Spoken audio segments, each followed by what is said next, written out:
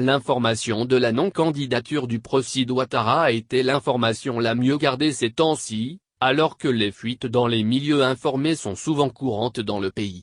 Seule une poignée de personnes en Côte d'Ivoire, Ouattara, Ducan, Gon, Ahmed Bakayoko, Ibrahim Ouattara, Big Togo, Haché Patrick, et bien entendu Madame Ouattara, ainsi que des chefs d'État étrangers, et quelques amis et proches du président Ouattara à l'extérieur, étaient dans la confidence.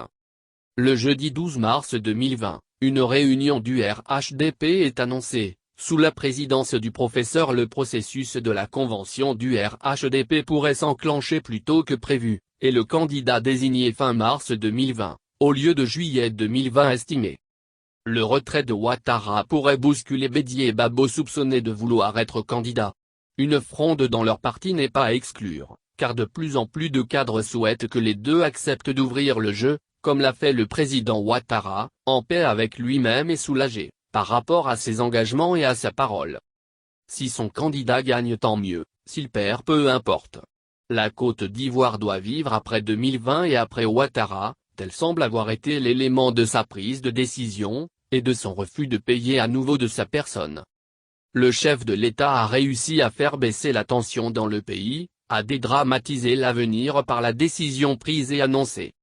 Il est également envisagé dans les semaines à venir la nomination d'un nouveau Premier ministre pour libérer le candidat pressenti Amadou Gon Coulibaly, des charges liées à la conduite de l'État, et lui permettre de se déployer sur le terrain, en pré-campagne en attendant la campagne.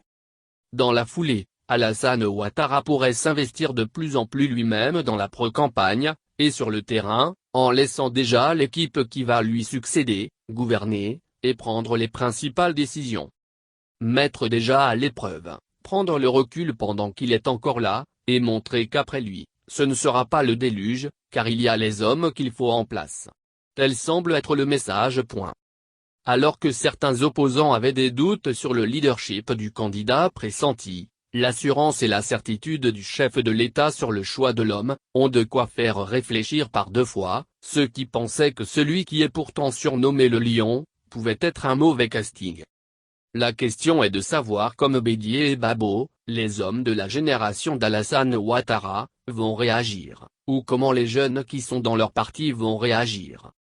Alors que Ouattara disait vouloir être si Bédié l'était, alors que Bédié disait qu'il veut être candidat parce que Ouattara voulait l'être, et que la rupture est liée à cet aspect des choses, va-t-on assister à un renoncement de Bédié? Je ne suis pas candidat, comme je l'ai toujours dit, parce que Ouattara s'en va.